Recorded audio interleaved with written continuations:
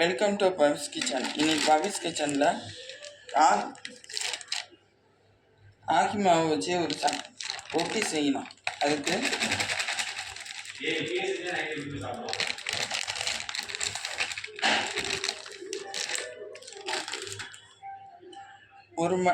ஒரு டம்ளர் கோதுமை மாவு,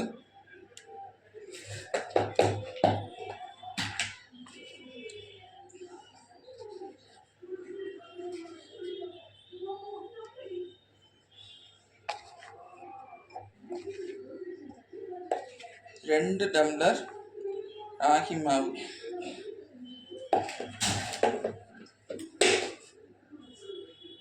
அதுக்கு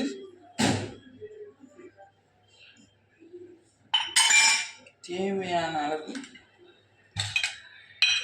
உப்பு,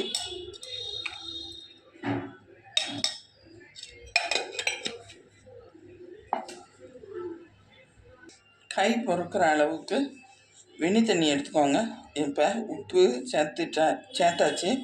இப்போ எல்லாத்தையும் கலந்து விட்டுறோம். கோதுமை மாவை சேர்க்காம ராகி மாவு மட்டும்தான் சப்பாத்தி கட்டையில் பரட்ட வராது. இப்போ எல்லாத்தையும் சேர்த்தாச்சு.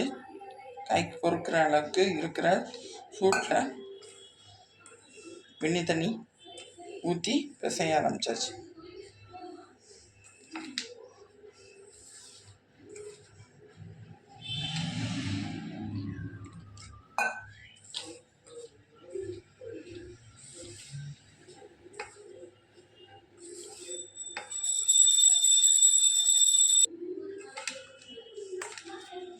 நல்லா பிசைஞ்சாச்சு. இதில் எண்ணெய் ஊற்றியாச்சு. நல்லா பரட்டிட்டு ஒரு 5 நிமிஷம் ஊற விட்டுறணும்.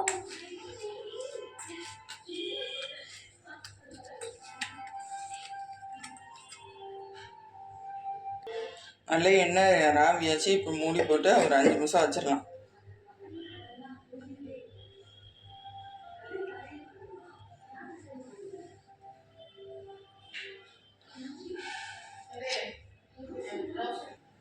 நல்ல சாஃப்டாக வந்துருச்சு. 5 நிமிஷம் கழிச்சு இப்போ உருண்டை போட்டுக்கலாம்.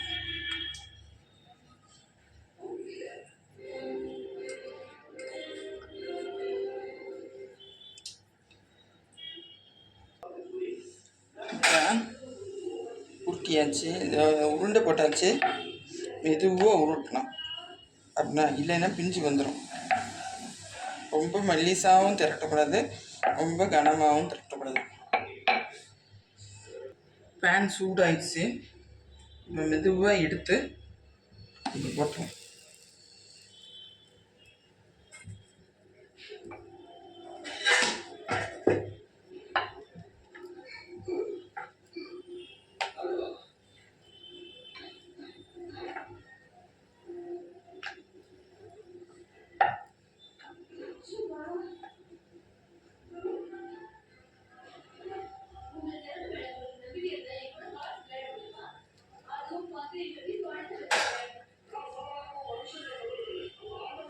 ராகி மாவு கொஞ்சம் வேக லேட் ஆகும், அதனால் பார்த்து திருப்பணும்.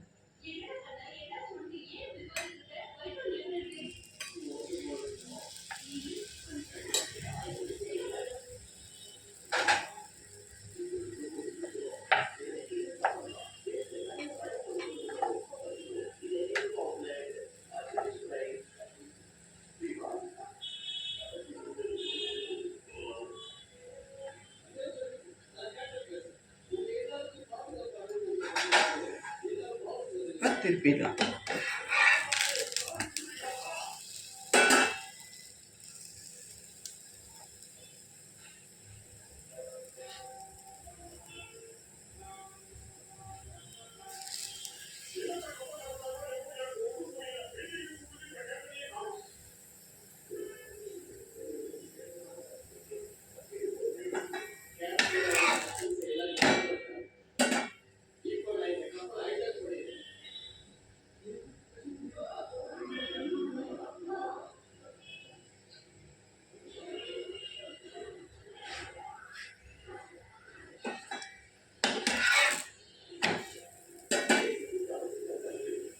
நல்லா ஒரு சைடு வெந்து வந்துருச்சு. அடுத்த சைடும் வெந்தவுடனே எடுத்துடலாம். நல்லா உப்பி வருது.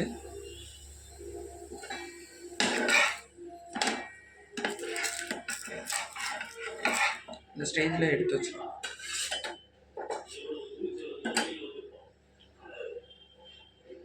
அடுத்தது இதை போகும்.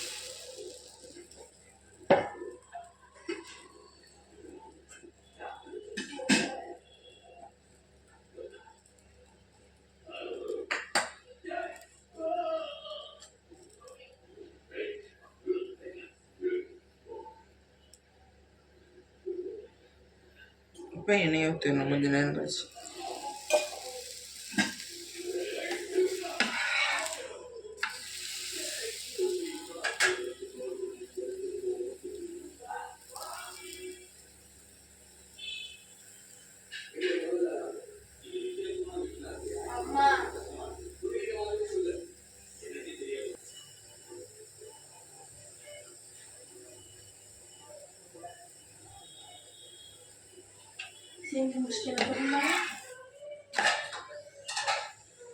இதை நம்ம உடம்புல இருக்கிற எலும்புக்கு கால்சியம் சத்து நிறைஞ்சது. அதனால் குட்டி பிள்ளைங்களுக்கு, கைப்பிள்ளைங்களுக்கு கூட 9 மாத பிள்ளைக்கு கொடுக்கலாம். கோதுமை மாவு நிறைய சேர்க்கணும், ஆனால் ராகி மாவு கம்மியாக சேர்க்கணும். இப்போ எடுத்துறேன்.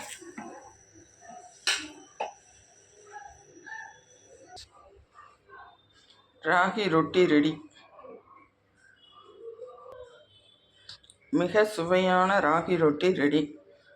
இதை தேங்காய் சட்னி இல்லை முந்திரி சட்னியோடு சாப்பிடுவோம். இன்னொரு வீடியோவில் சந்திப்போம். Bye friends. மறக்காமல் லைக் பண்ணுங்கள், சப்ஸ்கிரைப் பண்ண மறந்துடாதீங்க, கமெண்ட் பண்ணுறீங்க மறந்துடாதீங்க. பாய்.